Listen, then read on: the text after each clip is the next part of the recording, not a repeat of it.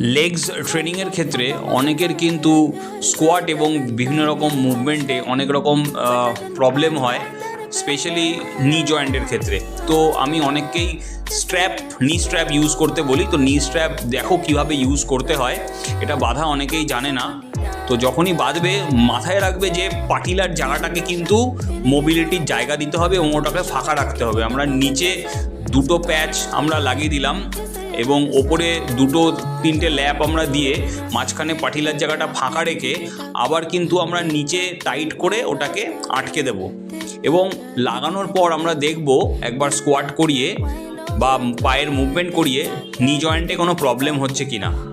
Elasticity থাকার জন্য ও কিন্তু একটা প্রপার সাপোর্ট পাচ্ছে স্কোয়াটটা করার বা বাকি পায়ের মুভমেন্টগুলো করার। ঠিক এরপরেই আমরা দেখে নেব যে পাওয়ার স্কোয়াটে যখন আমি ওকে পারফর্ম করাচ্ছি আমরা কিন্তু পাটাকে ভেতর দিকে রাখবো না, একটুখানি বাইরের দিকে রাখবো। বাইরের দিকে রাখলে সুবিধাটা হবে কি, যাদের নি জয়েন্টে একটু প্রবলেম আছে বা তাদের স্ট্রেস আসে বা পেন হয়, এই পেনটা তাদের জয়েন্টে খুব একটা আসবে না।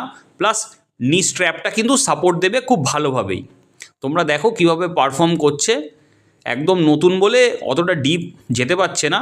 ভালো লাগলে সাথে থাকো, আরও ভিডিও আসতে থাকবে।